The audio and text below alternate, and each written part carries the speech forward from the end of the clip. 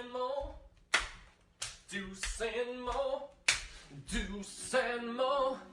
They tell you what they know. Do it for Deuce and Mo, Deuce and Mo. Hey. Do it for Deuce and Mo. When it comes to the Kings, it's my favorite show. Do it for Deuce and Mo, Deuce and Mo. Hey. Do it for Deuce and Mo. When it comes to the Kings, big hopes and dreams as we cover our kings. Never cover the kingdom, but we loving our kings. And we covered your prayers as we doing our thing. Big Deuce with the par, Lil Mo on the screen. Solo or together, still do it for team. Never switch up for $1 or revenue stream. So we always got each other, balance out the beam. Deuce and Mo, and that's the end of the thing. So do it for Deuce and Mo. Deuce and Mo. Do it for Deuce and Mo. When it comes to the Kings, that's my favorite. That was all fake, just so you guys know. I just did that to provide a spark of energy because guess what? I don't care if it's the second I have a back-to-back. I'm bringing the fight tonight. It is Night Chats. Oh, Deuce Mason, Morgan Reagan. I am in Sacramento. Morgan staying up late in San Francisco after working with Chelsea Gray on the broadcast tonight. Morgan Reagan, how you doing? Oh my, I mean, I love a good Kings loss. Love it. Honestly, what I will say, it was fun breaking down a game yesterday with Chelsea Gray after like franchise record of threes, the assists, like such a great game, such a great win for the Kings, strong win. And then going to this shitty of a basketball game for the Kings, I said, see when I was talking about inconsistency? See? Namaste. Hold on. Let's all take a second. You're watching this at home. If you're watching this, you're the hardcore of hardcore. One. And we appreciate you guys because you guys roll through. You're here, highs or lows. The other people who join us after wins, hey, we love them too. People turned off the game tonight. I get it. It was ugly. But we are the hardcores that talk about it, win or lose. So everyone together, let's breathe in.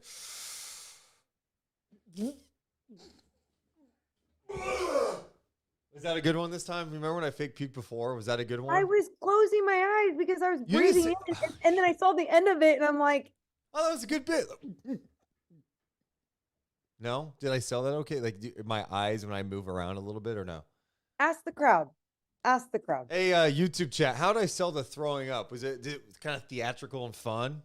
Did it make you laugh? We're like, oh, that's funny. Deuce is trying to breathe in, and then he throws up because he's so sick from a King's performance. Does it help that I explain it a little bit too? Dude, you know when you sent me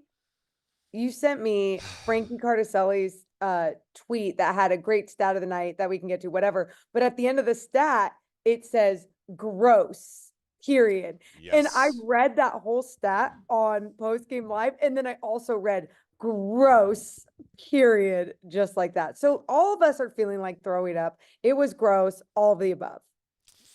Yeah, getting mixed response from that, by the way, Morgan, on it. Some saying no.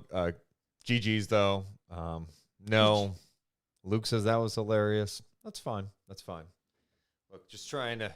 I'm a prop comic tonight. I'm pulling it all out. What else do I have here tonight? There's no prop. Just wait. Just wait. I've got some stuff planned. I really don't. Okay, let's not waste any more time because you're in San Francisco and still have to drive back to Sacramento. And let's be honest, I don't know how much you guys want to really dive into things tonight. We'll do our best. Deuce and Mo, we're coming out. 3, 2, 1. Hit my music. Deuce and Mo, Deuce and Mo, Deuce and Mo. They tell you what they know. Deuce and Mo, Deuce and Mo, Deuce and Mo, the podcast that you know. Hey, welcome into the Deuce and Mo podcast. Recording this on a Tuesday night, late on a Tuesday night. Second night of a back-to-back. And it was just yesterday. The Kings set a franchise record with 25 made threes. And they were seeking revenge tonight against a Clippers team that came to Sacramento and beat them up on the second night of a back-to-back the last time they met. So what was in store tonight? A beatdown. Kings knocked down 10 threes in this game. Couldn't get any stops. The Clippers pretty much had them done by 9 minutes to go in the second quarter. They dominate this game and beat Sacramento 119-99. Kings have had 3 back-to-backs this year. They have lost every game on the second night of a back-to-back this season, and they really haven't been close. I'm Deuce Mason in Sacramento, Morgan Reagan in San Francisco at the NBC Sports California studios, where she hosted pre and post tonight with WNBA icon Chelsea Gray. Of course, each and every one of our podcasts presented by friends over at Northwest Exteriors. Check out their website, northwestexteriors.com. Morgan Reagan, how you doing? Come on. Okay. That's the question. You're right. Oh, wait. Here, I know how I'm doing. What? Well, she's getting it. Prop comment. You had a prop. You did your puke sound wasn't that great. Didn't come up well off your computer audio. Could have been better. I didn't commit to it. Sorry. Yeah, next time commit to the bit. Okay. Morgan, I have so many thoughts on tonight's game. My first one tonight, I am just so frustrated by how they're playing in losses this year. You know, sometimes you have a game like this and a coach will come up post-game and they say, hey, you got to flush this one down the toilet. You got to flush this one. Player says in the locker, you just got to flush this one and move on. If you tried to flush this one tonight, imagine this. And we've all been, Morgan's been there, I'm sure, many times. You go to flush and you're like, oh no, trouble was brewing. All of a sudden you got your pants to your ankles, and you're like, oh, where's the plunger? And they're like, oh, it's in the garage. How do I get it? I got to go get it. And somehow you get it, and you come back, and then you hit the flush again, and then it's like, oh, no, it's rising. It's about to go over the ball. You're in a panic. This one doesn't flush. That's how I felt about this one tonight, because it's not the first time, Morgan Reagan, that they've had a game like this. This has been a theme this year. You don't flush this one. You don't want to flush this one. You need to stare at it for a second. Morgan? That was so descriptive. Like, I think we're all on the same boat when I say, did that recently happen to you? No, it didn't recently happen. And I get the chat. They're saying gross. Did you watch the game tonight? It was gross. Okay? You want a better analogy? Oh, please. Yeah. What do you have? Well, as most of you guys know, I've been on this journey of going to therapy a couple times a month since August. Oh, so where's this going? Join me on this conversation. You know, and one of the things my therapist has encouraged me to do is, you know, to tap into childhood Deuce a little bit. And I was thinking about this tonight about the Kings, about how this year's team reminds me of my dad. Oh, no. And hear me out. I don't like this comparison.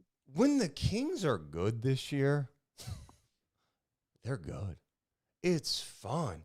It gives you hope, like, maybe this team can go further than you think. Maybe it's different than last year. Maybe they're better. But then they have a game like tonight. When my dad was out of prison, great dad. Oh, we're going to the movies. We're going to the card shop. I'd be like, man, I think I might be moving in with him soon. This is great. And all of a sudden it's like, oh, he didn't show up on a Saturday. Oh, okay. Well, it's all right. Next week. Then it's not showing up on Christmas. Then it's disappointing me for years to come. This Kings team. Yeah. Dude, I'm just going to be honest. I think we all feel the same. You need more therapy. You need it more consistently. And I feel like every year, if we go back and look at podcasts around the holidays, the amount of comparisons that you have to shitty family life and to your dad being in prison and to being abandoned and nobody showing up, it's not healthy. I truly believe you need almost weekly therapy every December. Okay. Thank you. Okay. Now that we've had the fun with some Deuce analogies to start the game, so much fun. Here's my real thought from tonight, Morgan. This is beyond disappointing. Frankie Cardicelli over at Sacktown Sports had some stats that really put this in perspective. So one, the Kings are now 13-9 on the season. You go 13-9, it's not bad, right? It's a good rate. They're fine, right? But those 9 losses have come against 4 teams this year, okay? The 4 teams, the Clippers twice, the Warriors twice. You got the Pelicans 3 times and the Rockets twice, okay? And you're going, okay, what's the point of bringing that up? They're not responding well playing these teams multiple times. The next thing that Frankie brought up that I really want to hit on is about those 9 losses. 4 of those losses have been by 18 or more. 3 of them have been by 20 or more. 7 of the 9 losses by 18 plus against 4 teams this year. It's beyond disappointing. Second, I have a back-to-back. I don't care. Like, there's no excuse for it. Breaking news, you got more back-to-backs to come this year. And this wasn't exactly a tough one. I mean, you're going to LA. The Clippers were also on the second half of back-to-back where they played deep into a game where Kawhi's playing like 40 minutes last night. Their big 3 playing significant minutes tonight. I just didn't like how they responded. And I think I've just been really disappointed with how they've looked in the losses. You said it best, I think, a couple weeks ago when the Kings lost a similar game like this. Last year when they lost, it felt like they were in games. This year when they lose, they're not in games. Mm-hmm. No, and I think that's the most disappointing part about it, because sports, you're going to win, you're going to lose. But I said this multiple times with so many different examples tonight with Chelsea on the postgame show. I was like, all losses are not created equally. All points in the paint are not created equally. Like, all stat lines are not created equally. Like, you can just go down the list, but we'll start with losses. And the way that the Kings were losing last season compared to this season, it wasn't, it felt different. It was different. You can look at the numbers, the data. It was all different. You can just use your eyeballs and look at the way that they were losing games. It was still such a different, like, you and I were able to come on night chats and really go in depth with our breakdowns of what was going wrong. Oh man, they did this great, but hey, this is where things took a turn.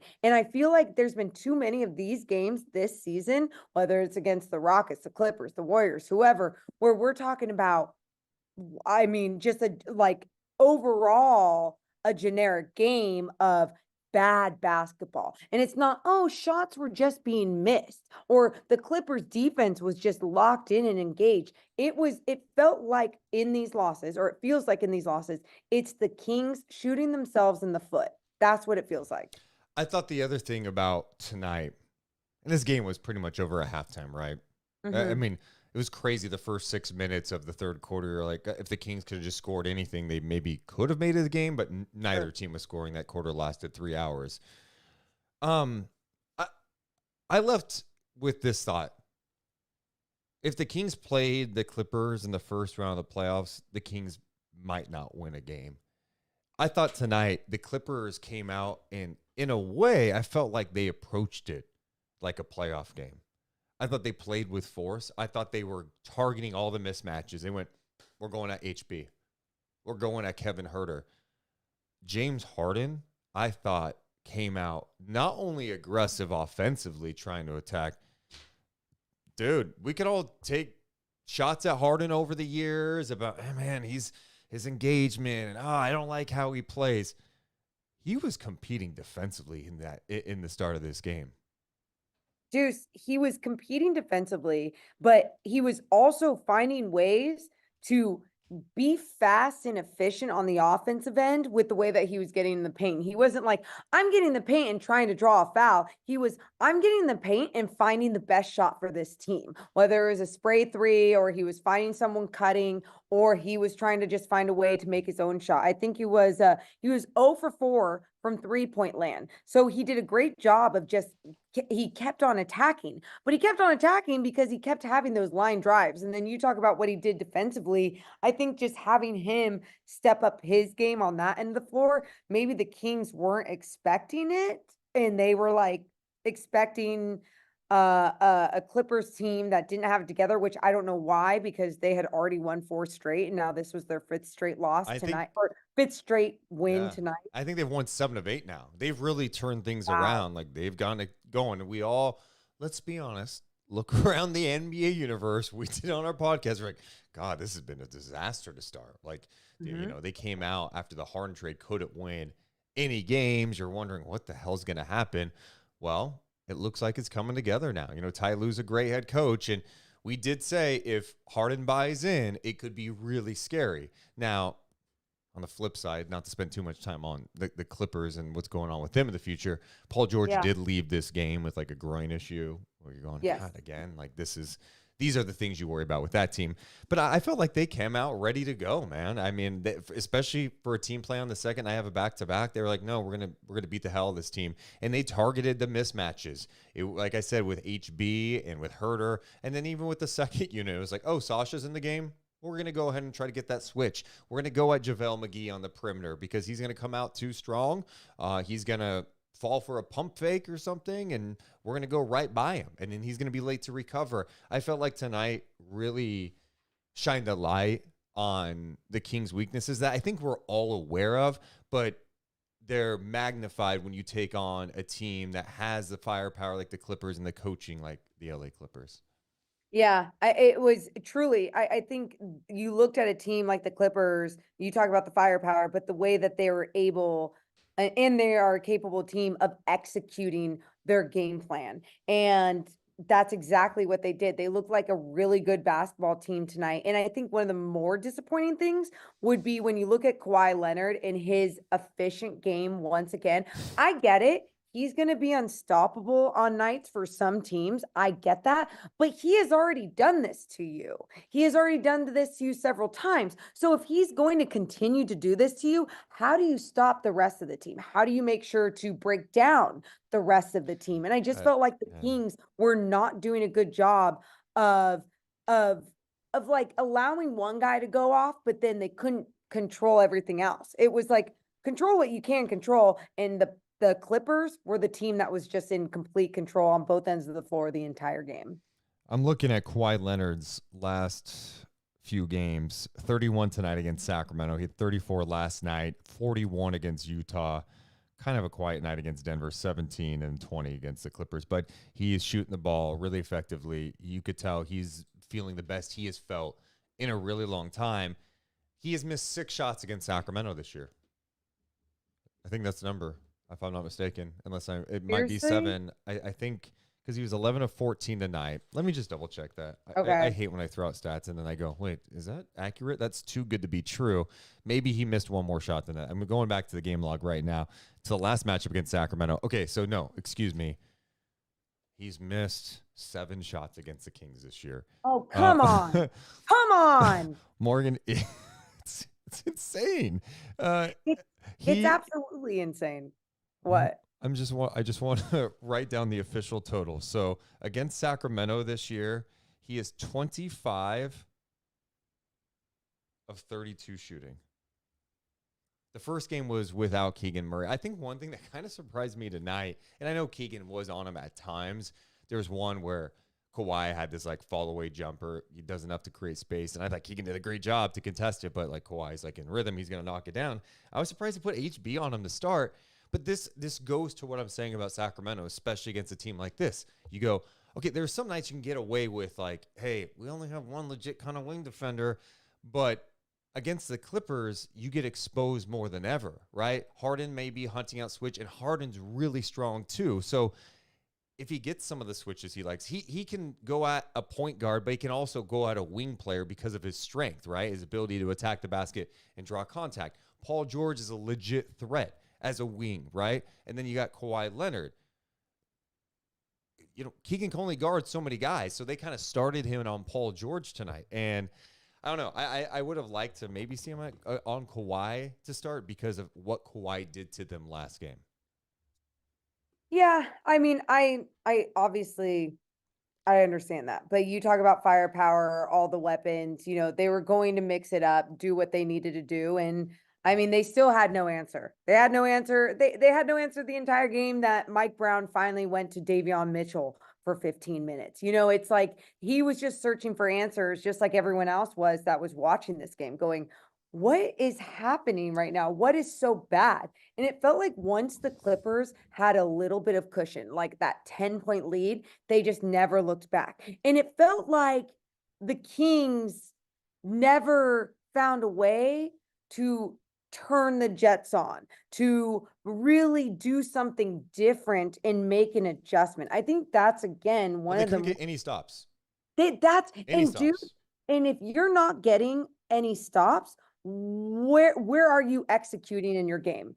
And they weren't executing on the offensive end because a lot of their game has to do with getting those stops and pushing the ball in transition. Both these teams on the second night of a back-to-back, that's what I was expecting to see the Kings do as their game plan. And I go, okay, I get it. Like, you're not always going to rely on getting those stops because some teams are just going to be on. I mean, we saw the Sacramento Kings shooting lights out last night. They were the team that was on, and the Brooklyn Nets couldn't even get stops.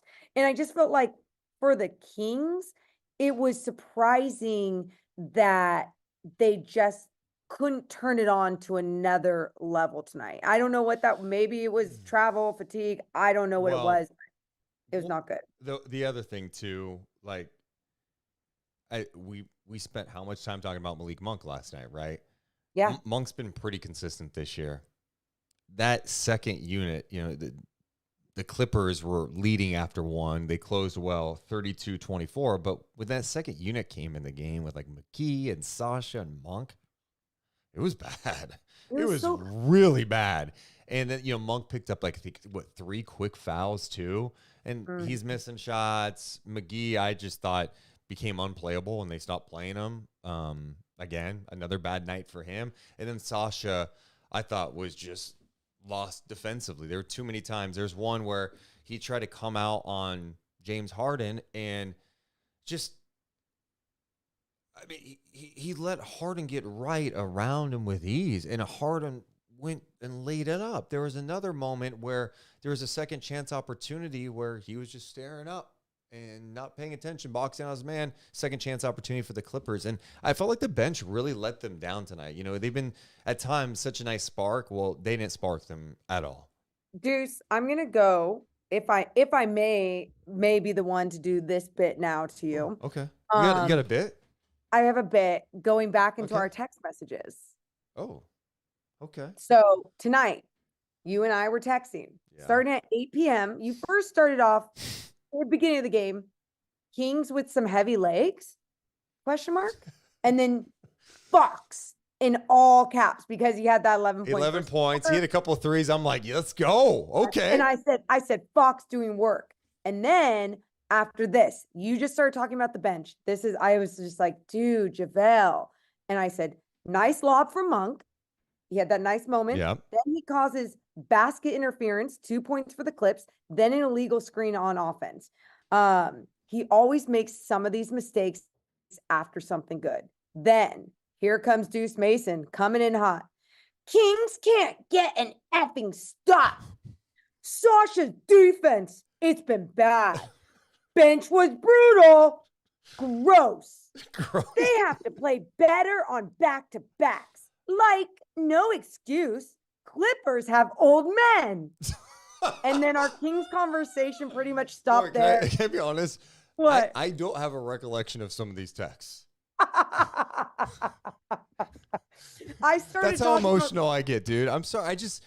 Tonight was frustrating. Again, this is where, like, we all have to check ourselves and be like, dude, yeah, the Clippers are good. But, like, we're seeing, I don't know. I just get to a point, I feel like we're beating a dead horse here. I'm like, we are. These are the weaknesses. We've all been, the fans have been, we're talking about it all together on night chats, right? Like, hey, another wing defender. And the Kings are going to win games, right? Like, they're a good enough team. They've done some nice things. They've hung in there. Like, I still believe they're a good team. But if they're really going to take a step this year, if they really want to be competitive in a playoff series and win a playoff series, they're going to have to improve the roster. You know, there's just too many flaws. And tonight, against this Clippers team, exposed like crazy. I mentioned Herter and Barnes, Sasha, McGee, even Lyles. Like, you know, we're all Trey Bays, but that matchup when he's got to try to defend Kawhi Leonard, you're in a tough spot. So can I say this? Everyone's in a tough spot. You just went over with Kawhi Leonard. Like you just went over Kawhi's numbers the last few games. And I get Deuce. Yeah, but if you have OG, it's a little different. Hear me right? out. Hear me out. Well, it could be if he's healthy and everything too. But yes, hear me out though.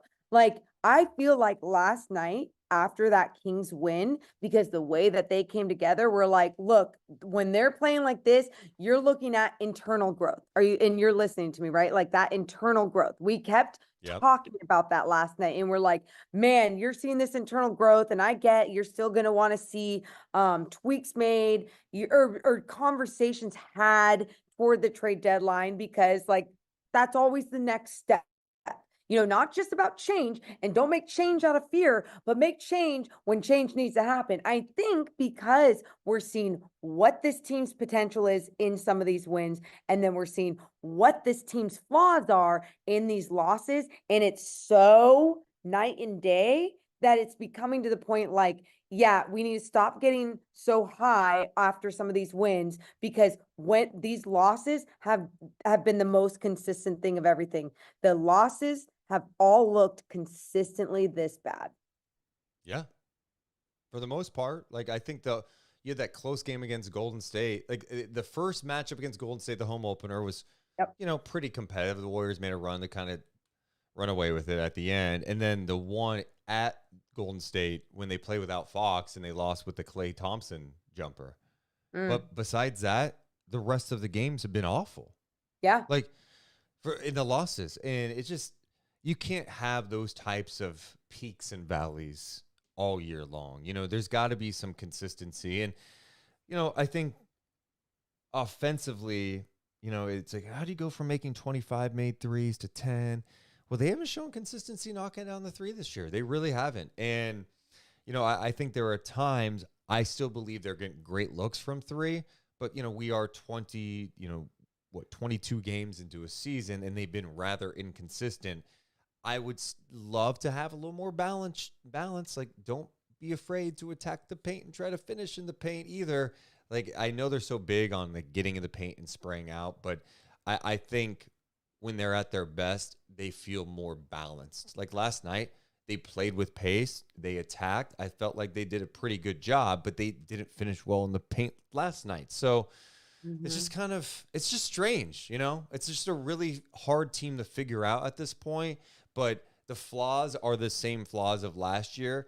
They're being magnified even more because the offense has yet to find a consistent rhythm for like a stretch of games. And I think sometimes too, when people think about points in the paint, like, oh man, why aren't they scoring so many points in the paint? And then people like to go to the big and like, do you need a big scoring in the paint? And it's like, no. How many times tonight did you see the points in the paint scored by the Clippers? They ended up with 62 points in the paint.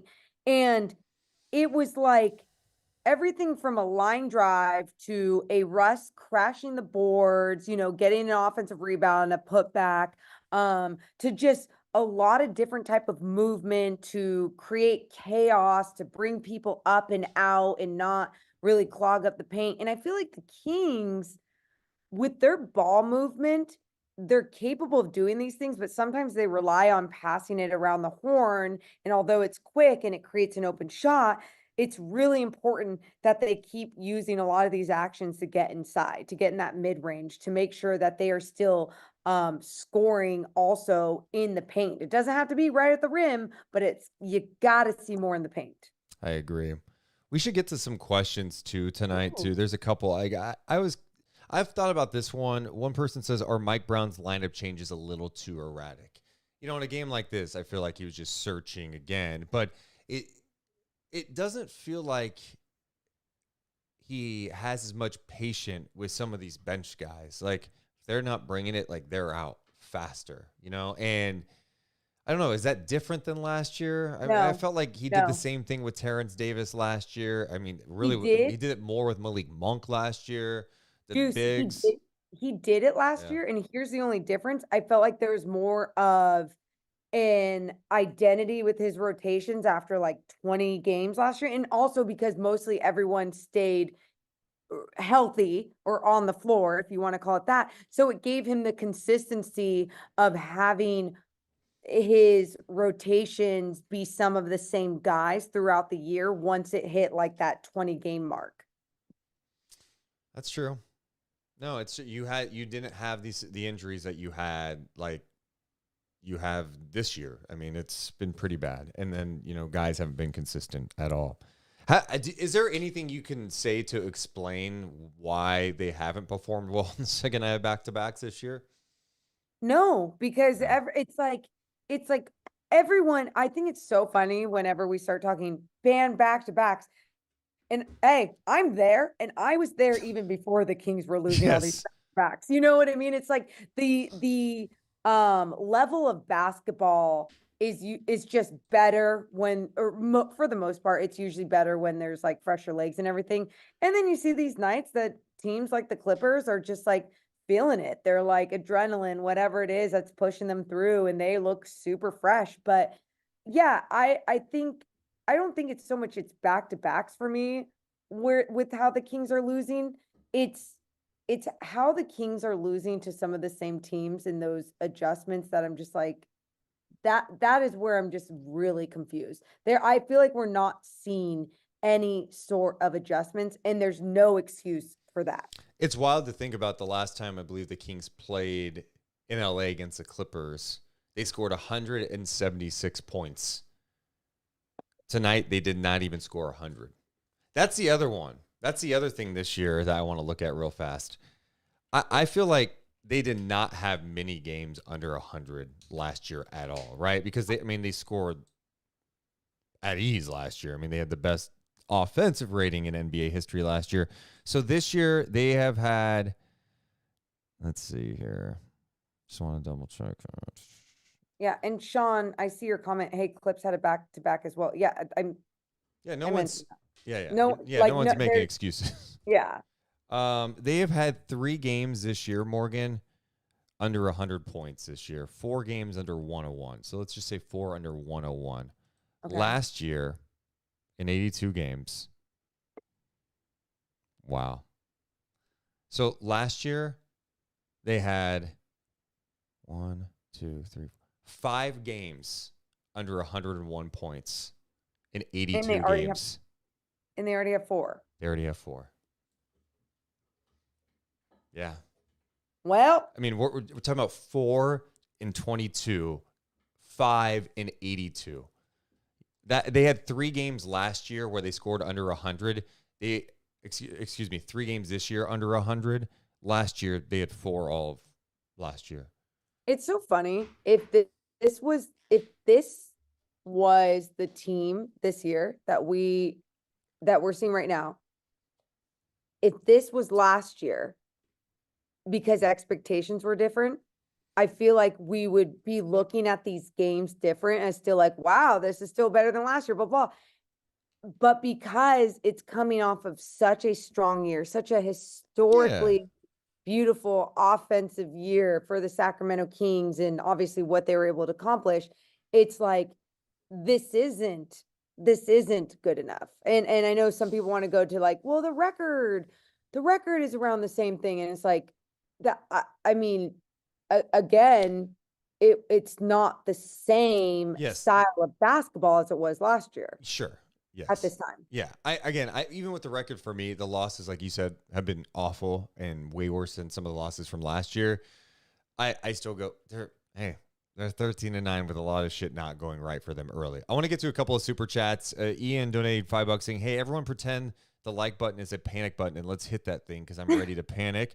Yeah, hit the thumbs up. Help us grow. Even if you're upset tonight, all it does is help our channel grow. Shout out to Brother Fabs, who became a Deuce and Mo member on YouTube. And Attitude Era Mark donates $2 asking Deuce, would you trade Keegan for OG straight up? Mm-mm. No, and this is the problem the Kings face. I think for the Kings to go where they want to go, I think Keegan, Fox, and Sabonis have to be a part of it. So how do you improve your team in those areas without giving up Keegan? Can you do it? Because you swap Keegan for OG. Okay, so you get an older guy that you have to give a contract extension to. When I say older than Keegan, who brings you a lot defensively, but Keegan brings you a lot defensively. Keegan's defense into his second year has been amazing. I did something tonight on NBC Sports California about it. What he did last night against the Nets, containing the ball, staying in front of his man, switching onto smaller guys, contesting shots at the rim, contesting shots in general. He led the team in last night's win with 7 contested shots. He was defending Bridges, Dinwiddie, Johnson. Like, he was everywhere, and I thought he did a hell of a job. He's been doing that this year. And I think his offensive upside is greater than OG Anunoby's. I would want OG to this mix. The challenge, in my opinion, with this whole thing is I personally don't think the Raptors are trading OG. I think OG is a part of what they're doing in the future. I think they're going to, if they're moving one, it's going to be Siakam. So that's the challenge that McNair faces. It's like, all right, how do you improve this team? Combination of draft picks. What else are teams interested in to help you improve your team? They need another defender. There's no doubt about it. They need another threat. That's clear as day, especially in a game like this, right, Mo? I'm just frustrated now. Oh, wow. Okay. I know. I just why are you so frustrated, Mo? I don't know. I just was like really soaking it in. I'm like, it maybe it's a little triggering from talking about some of these losses over the years on the post game show, and like when you're just searching and it's even count. And yeah, it's not just one like play that jumps out. It's like, well, where do you start? And I mean, I think we hit on some of them tonight, and it's like, yeah, I don't know why. I just felt it made me just feel deflated, like really looking at that and thinking about all. No. So Someone's saying our stream got messed up. They're saying, oh no. let me see. I don't get why this would happen like this. Huh. Mine's still live. Yeah, but that's okay. They're saying we're back. Okay. Okay. I don't know what happened, guys. I'm glad that worked out. Thanks for the heads up in the chat. That's why I appreciate you guys. We went into a little bit of a lag. We're back. Hit the thumbs up and subscribe. Yeah, you were just talking about there's not just one thing to pinpoint, right? Like there's a lot of breakdowns tonight. Before we continue on, we still have to get to our player of the game. And Morgan, somehow we have to come up with a moment of the game tonight. The moment of the game has to come up. But also, I wanted to mention we should get to what Mike Brown said tonight, because we have not heard anything from Mike Brown. And the Kings did post his post-game press conferences. I'm curious what he has to say. So let's check in with Mike Brown after this Kings bad loss on the road to the Clippers. Obviously, we got our behinds kicked, and that's twice by this team that we have no answer. We had no answers. The thing that is most concerning is sometimes you just gotta fight, and I thought tonight we didn't fight. I thought there was no fight in us, and that's the biggest disappointment or biggest takeaway that I would say from this game. On top of the no fight, everybody knows we're a 3-point shooting team, but the reality of it is if the threes aren't going in, and most of our threes I thought were good. The Clippers were going under, and we had a lot go in and out, and however you want to call it, but if the threes aren't going in, we got to figure out we got to figure out a way to get to the rim, get to the free throw line, because we're not going to always be able to rely on the three, and it showed tonight. And when that three doesn't go in, if you're not getting to the rim, like I said earlier, you got to show some sort of fight, some sort of grit, some sort of resistance, and there was none tonight, and that was the most disappointing thing. I got to give though that the guys that came off the bench the last run, the last 7-8 minutes of the game, those guys played hard. They tried to play the right way. They did fight. They did do some things that at least you could take away from the game, knowing that you had a group out on the floor that tried to do that tried to fight during the course of the game, and they did it for 7 to 8 minutes. But other than that, you got to give a lot of credit to Ty Lue and the rest of his staff and all the players on the Clippers team because they kicked our behind. Simple as that. Coach, after all you just said, I wanted to ask, Sabonis and Fox, they were held to 14 and 15 points. Did the Clippers defense show something extraordinary or different than you've seen before? No, they were physical with us, and they were extremely physical with us. Which when we drove, anytime we shot the ball, they had their bodies on us. They knocked us off our spots, and that impacted our ability to impacted those two guys' ability to make shots, in my opinion. But the physicality of the game from the Clippers was at a pretty high level. Yeah. On a night like tonight, how quickly into this do you realize that this isn't going well? It's not going to go well, and what do you do at that point? No, I mean you keep trying to do different things. You keep trying defensively, you keep trying different schemes. You go to a zone, you double team the guy that's hurting you, but they had 2 or 3 guys hurting us, and then they have really good shooters out there. So when you're doubling and you're not doubling the rest of them, you're doubling, but guys are still making bullet passes on time, not getting to the type of shooters that they have. And so you keep trying to switch up what you're doing defensively, and then you get to a point where you say, hey, we tried everything. Now we just got to fight. We got to hit somebody in the head. We got to show some sort of resistance. And NBA games are long, and you can go on a run at any time. So you keep trying to find a way and coach your guys, and hopefully the light will come on and we'll do something to get back in the game. But like I said, the 3-ball wasn't going in. That's what we're conditioned to do. You can live with that, but on the other end of the floor, and also too, I was disappointed in our group because we were talking more about our offense than our defense.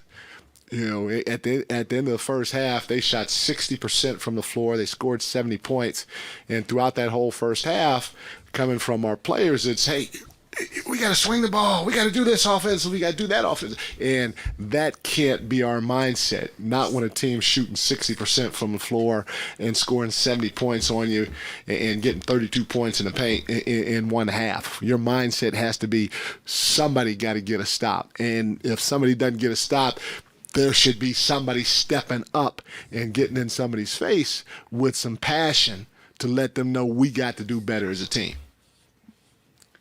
Michael, on that note, you explained the mindset, but what do you think explained the fight that you were looking for, the lack of fight that you were looking for? I'm not sure. Most nights our group has fought, and I know every once in a while you're going to have games like this, but the tough part about it is it's 2 games in a row against these guys that they took it to us. They punched us in the mouth. They were more physical, and we didn't punch back the right way. We think punching back is scoring, and sometimes but most times punching back, especially against a playoff team, is about getting stops and turning the game into a gritty, ugly game, and we weren't able to do that. You've got 9 losses against 4 teams. Yeah. Is there a common denominator? And I'm wondering how much you buy into the idea of, we've talked about the size and the length issues, and it maybe to zero in, is it teams with size and length on the wings that are giving you matchup problems right now? I mean, Zubac's a big guy. Valanciunas is a big guy, so it's not just on the wings. It's obviously it's if our 3 is not going in and our opponent's level of physicality is pretty high, it seems like we've struggled. And in those situations, that's where you have to be able to turn the game into a gritty, grimy game, starting with the defense end of the floor, and we haven't been able to do that. So there's Mike Brown talking after this game tonight. I want to get your thoughts on what he had to say, Morgan, and address a couple people in the chat because I saw a few people going, these questions are so soft. Sacramento media is so soft. Well, just to alert you guys so you're completely aware, the first 6 questions were asked by Los Angeles media.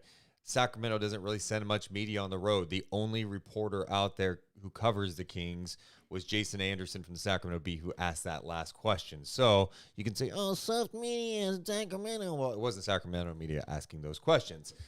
Morgan, I think the one thing that jumps out to me is like, this team battled in a playoff series against the Warriors last year, right?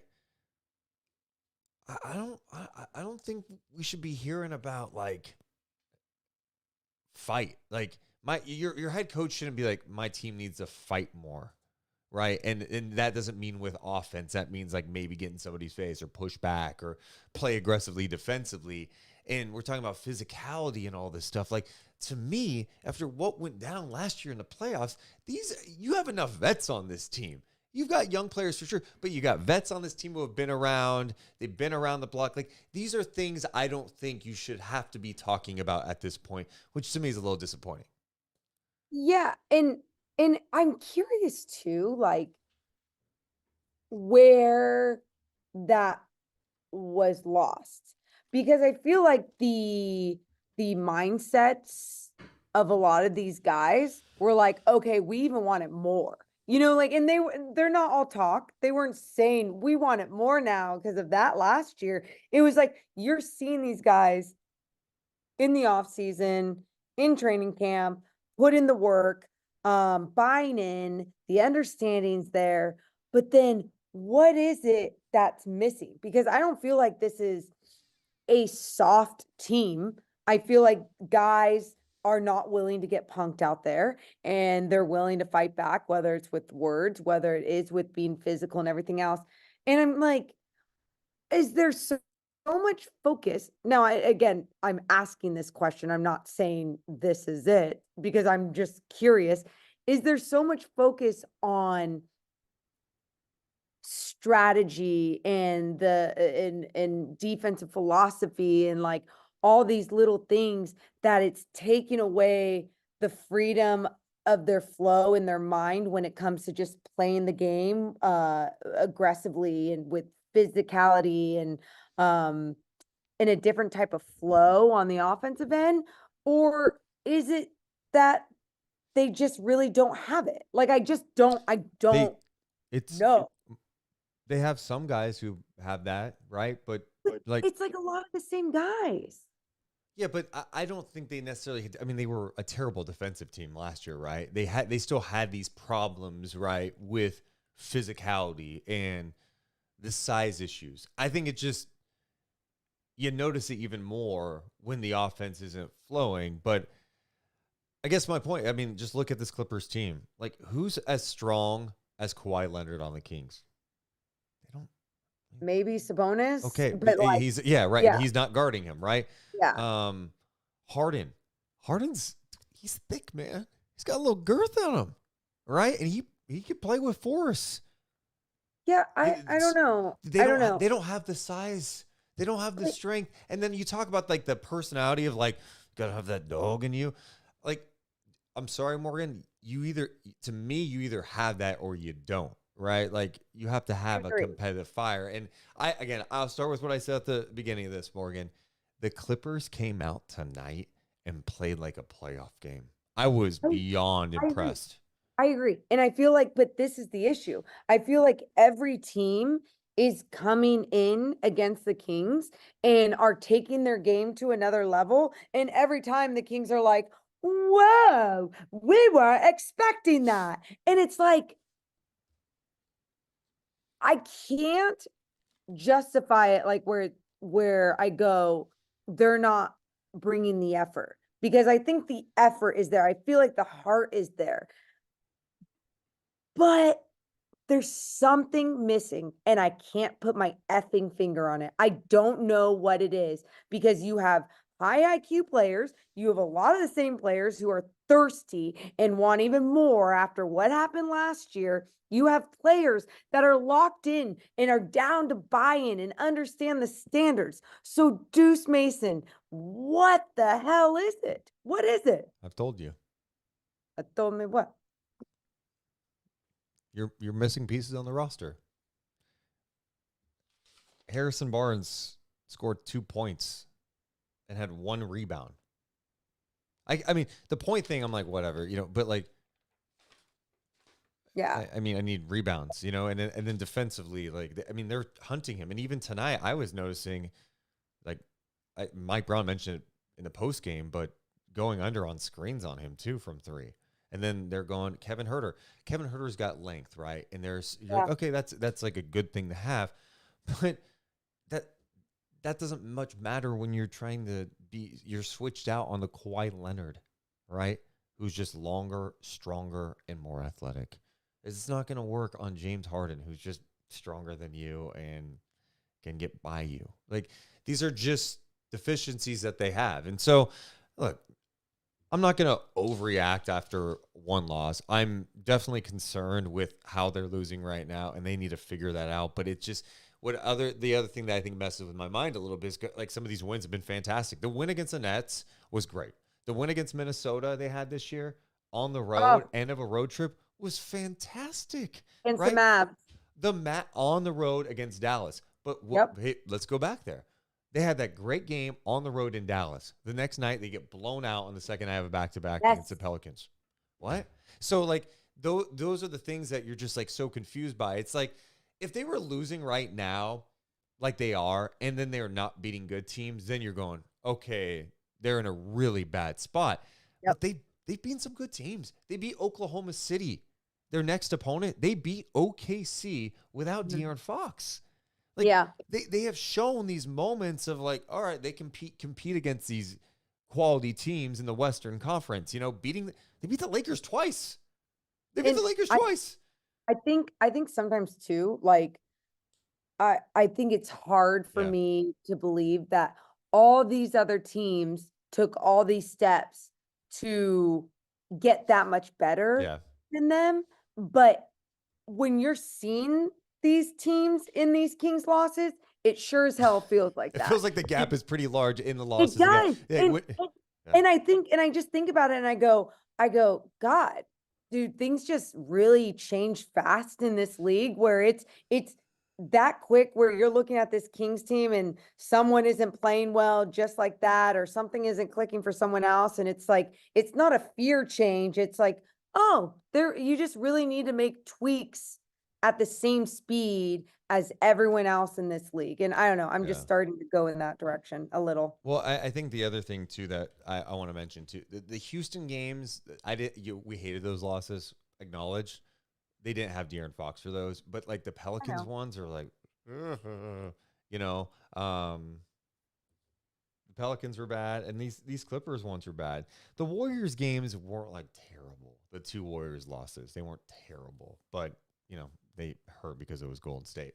We got to talk about the Warriors in a second because Draymond did something tonight that's going to cost the Warriors. And, hey, by the way, we just spent all this time talking about things. How high were we all on the Lakers the other night after they secured the in-season tournament championship against the Pacers, played great defense. Everyone's talking about, oh, man, look how they defended Halliburton.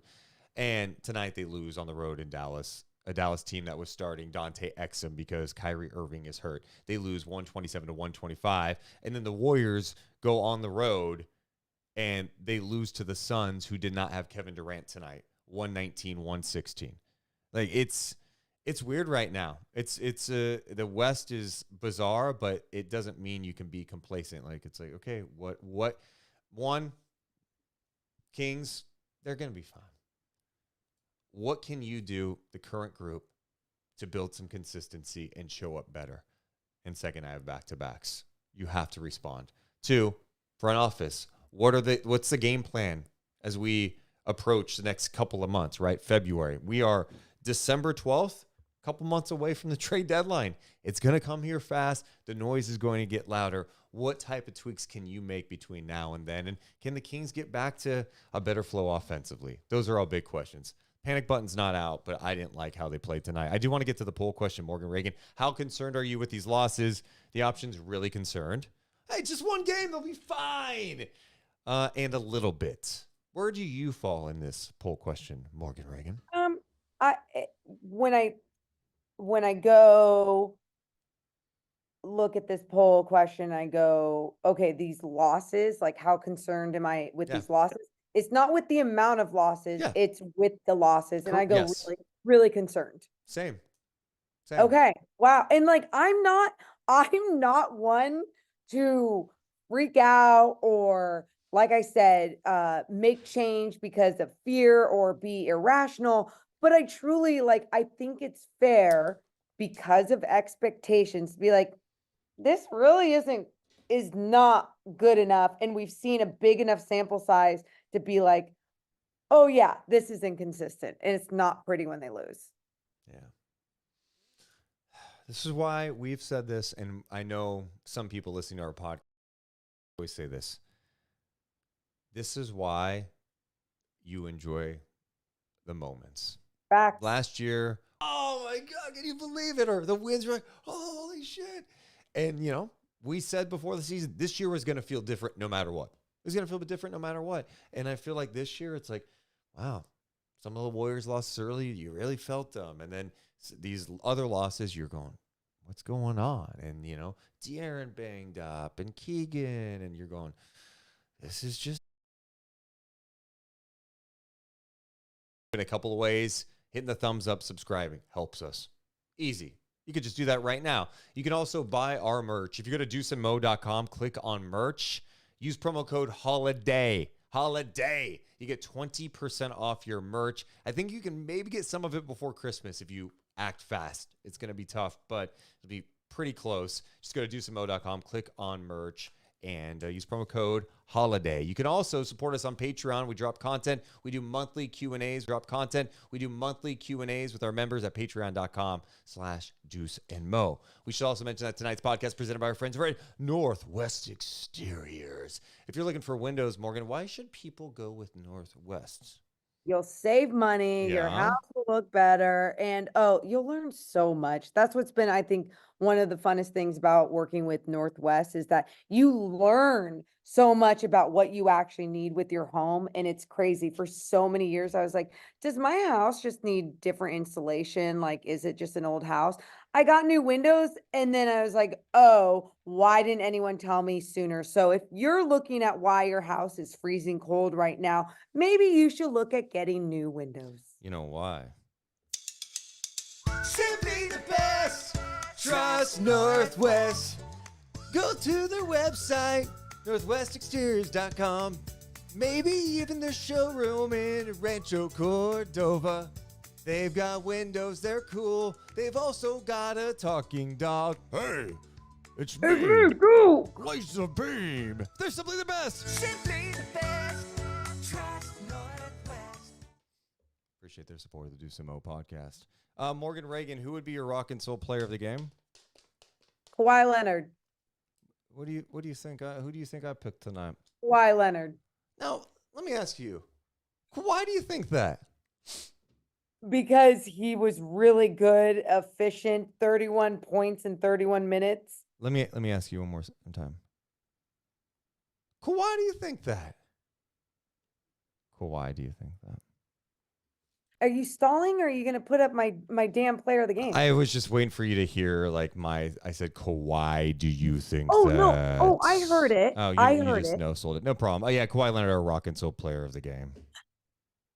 Oh. He had 31 points, 11 of 14 shooting, 2 of 3 from downtown, 7 of 7 from the line.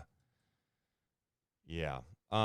Brutal stuff for the Sacramento Kings defending Kawhi Leonard. And it's just continued on this entire season, Morgan. I know some people are saying our stream messed up tonight. I have no idea why, and I'm not going to really trip about it. We'll repost the whole thing on YouTube. No clue why it stopped. People are refreshing. Let's just see if it is it continued on and on. Oh no, it's still there for people. Dude, it's good. It's Okay. good. So just continue. Okay, continue. I'm sorry. It's I'm going to have okay. to edit this from the podcast. Yeah, you know? you're gonna have A to- lot of work to do after tonight, yeah, which is fun Come after on, this bud. game. Okay, rock and soul player of the game is Kawhi Leonard. He was special tonight. If you're going to a Kings game, I encourage you to rock and soul before a game. Breakfast, lunch, dinner. You got specials galore. You go show your ticket before a Kings game, a home game between 4:30 6:30. You're saving some money, right, Morgan Reagan? You're saving lots of money. In fact, you're saving 25% on your entire bill. And if you go during Kings games just to go watch, you guys can save 50% off appetizers, 50% off drinks. It's only 6 blocks away from the arena. It's a great place to go, whether it's breakfast during the morning or breakfast at night, but they also have all these other meals. I know some of our podcast listeners were getting like prime rib or something. Some crazy fun meal at the end of the night or during a Kings game. So make sure you check them out. Yeah, just literally blocks away from Golden One Center at 10th and S, Rock and Soul. We appreciate their support of the Deuce and Mo podcast. All right, how do we do our Sharif Jewelers moment of the night?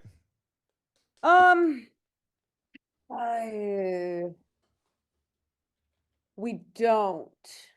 You know, there has to be a moment of the night. I mean, what? Like, truly, I'm like thinking in my head, and how about De'Aaron? No, how about Kawhi? Hey, Kawhi Leonard being efficient as shit. Okay.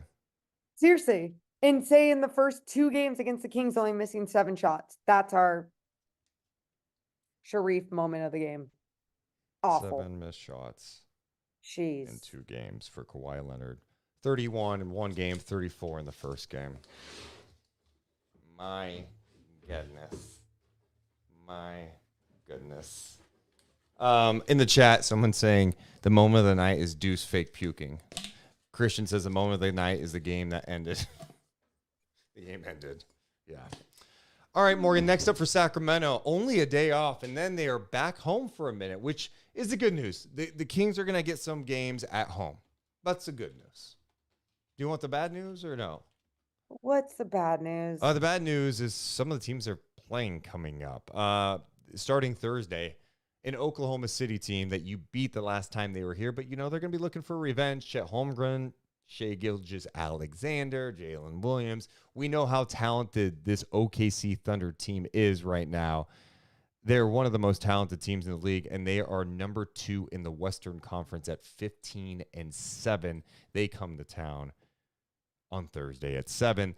Then you get the Utah Jazz Saturday. This is where, literally, Kings, you got to win 2 of the next 3. Yep. I want the OKC game.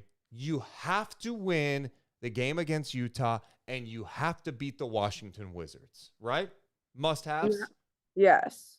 After that, you get the Celtics, Suns, and T-Wolves at home before Christmas. Merry Christmas! Merry Christmas! It's even those games are just yeah. You lock in, and they're Celtics out of all those. Sure. I'm going tough. I get it. But truly, this team in wins, I see, I have a vision. And the vision,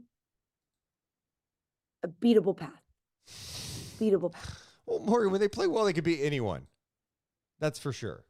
But it doesn't happen a lot. Yeah. It's going to be challenging for sure, but the good news is you're at home, and this is a chance for you. They've been playing well at home this year. If there's one good thing this year, it seems like they are stringing some things together at home where they've been better on the home floor than they were last year. You just can't have letdowns. Like they lost to Washington last year around Christmas time. You don't want that to happen, obviously, this year. So OKC coming up on Thursday, and that's just going to be a tough matchup. I think the one area, though, that the Kings can expose with that team is just Sabonis has a serious advantage inside, right? Like Chet's going to block some shots, and I'm really high on Chet long term. I just think OKC's lack of front court size is a problem. The only issue is they have so many other weapons right now. I mean, Isaiah Joe can come in and knock down 7 threes on you. SGA has been putting up monster numbers, doing some great things defensively. It's a fun team. Really fun team. It's a fun team, but and I like the way that the Kings competed against them last time. Yeah. I think Without but Fox. you're seeing the way that guys are getting in the paint though right now in some of these Kings losses, and I go, I mean, that's SGA's game. That's him in a nutshell. But you're right. Like someone like Domas, you have to go off. You have to be aggressive. Like Chelsea and I were talking in this post game. We were talking about how we would have even loved for him to have a few more shots. Like when your outside shots aren't hitting, no one else is doing anything. Like get yours. Do what you need to do. I agree. Well, the Kings have another chance coming up Thursday against OKC. We'll be live after that game. Duh. The last thing we got to end with tonight, drama between the Warriors and the Suns tonight. And shockingly, I know most people are going to be really stunned by this development. It involves Draymond Green, who in the game got tangled up with Nurk, swings and hits Nurkic in the face. What did you think of that play? What's your reaction, Morgan Reagan? And the only reason why I'm doing this, these bright lights, Yeah. these studio lights are murdering my eyeballs. Okay. So I apologize, everybody. Ooh, this is good. So when I heard, because I'm in San Francisco right now, and I heard Draymond got ejected. Mm-hmm. It was Chelsea Gray's brother that was here. And he's like, Draymond got ejected. I'm like, oh no, who'd he yell at? What'd he do? And then he's like, no. He swung. He's going to get like 10 games or like, this is not good. And I'm just like, wait, what? Showed me the play. I was stunned. And I know you're thinking, why are you stunned? We've seen him do so many other things. I am stunned because this is coming off of just being suspended for 5 games for putting someone in a chokehold on the basketball floor. Well, and then this shows you don't give a shit about anyone telling you anything. Well, Morgan, to be fair, Anthony Slater from The Athletic posted this. Draymond apologized to Nurkic for it. He said it was unintentional and he was just trying to sell a foul. Dude, the league what? has got to. I don't even know what the answer is, right? Because it gets to the extreme. Warriors fans tonight, there's probably some going, I mean, this is basketball. It happens. Arms are going everywhere. He didn't mean to. Why would he mean to do that? Especially after what happened with Gobert. It's not the guy. And then you have the others who are like, he needs to be banned for life. It's like, okay, No. let's take a deep breath together. This is bad, though. This is bad. You hit him in the face. This is off the heels of punching your teammate last year, stomping on Sabonis, what happened with Gobert, and now this. He's getting ejected all the time. He's clearly not as good as he used to be. Steve Kerr is benched Clay tonight at the end of the game, and Wiggins, he's playing the younger guys. It's a weird transitional period for this team, and they just re-signed Draymond Green to this deal, and this is what's happening. The antics are old. There's just no denying it. And what's clear to me is he lacks any self-control out there on the floor. He lets his emotions take over, and he can't handle it. And if that's the case, then he needs help. That's it. That is it. Okay, stop right there. That is literally the answer. And I am going to tell you this, and I've told this story or about this before. I was, as a player, a Draymond Green / DeMarcus Cousins on the floor. I am not proud of it. I hated officials for no reason. And yes, that punch swing that you just saw from Draymond Green, I unfortunately had the same type of thing one time during a summer league game where I had the ball. I got slapped on the face. So I blacked out and I came across and I swung the face with the ball, but with my fist and the ball. So I was trying to make it look like I was swinging the ball through, but really I was throwing a punch and it hit them. The whole team wanted to jump me. Can you still get arrested for this? No, I just got ejected. See, because I was Draymond Green. I got ejected. My point is, Deuce, after that, I looked all over for different sort of anger management help I could get. Yeah. And I'm not kidding. I was like, Yeah. what is my problem? But Deuce, I wasn't rich. I didn't have the resources, so I couldn't get the help. There is more help than ever. He is so rich. He has all these things like that can be handed to him, but he has to choose to go and do it. And I'm not trying to speculate like that's what he needs to do, but I'm just saying like it's happened so many times like something's wrong. It's happened so many times in his career, and it's happening more, right? It's happening more as he gets older, right? Like sometimes you're young, you do things like yourself, right? Yes, thank People you. do some things when you're young you're not proud of. Maybe you react a certain way. But usually what happens is you like to think you get older, you get a little wiser, you learn a little bit about life, and you go like, yeah. But his competitiveness takes over to a level that he can't contain sometimes. And it's demoralizing for a team. And here the Warriors are losing this game tonight. They're scuffling. And now they're going to be without him again. How long is it going to be? Last time it was 5 games. I don't know. I mean, you have to think that it's going to be more this time. What's the answer to it? I think in my opinion, this the chokehold, I wasn't even expecting 5 games. I was like, 2, whatever. I don't even care at this point, right? I was like, it's a chokehold. Everyone's excusing it. That's, a Warriors fan, whatever. This one, I go, I don't even think you are going to give a number based on the hit. I think you are giving a number at this point based on the multiple antics that continue that are dangerous to the game, that are a terrible look. Yeah. It's getting to the point where it's like he's saying to Adam Silver and the rest of the crew, F you, I don't give a shit. It's too bad. It is.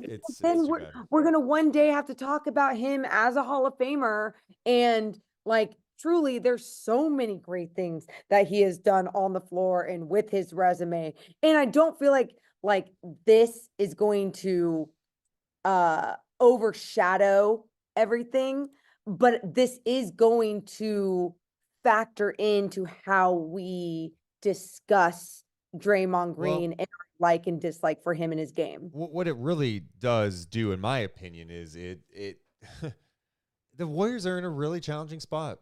Klay Thompson has not been the same. He's older, the injuries, just inconsistent. He has not been good this year. Andrew Wiggins, not engaged, not playing well at all this year, and really wasn't much of a factor last year. So this is a long stretch for him, right? Since he was awesome in the finals against the Celtics. They're young guys. Sometimes they're out there, sometimes they're not. Steph still does his thing. And then Draymond, who's, had some nice moments out there at times this year, being able to hit the 3, you're going, wow, this is weird. He's knocking down threes, but you can't trust it. Like, you can't trust him.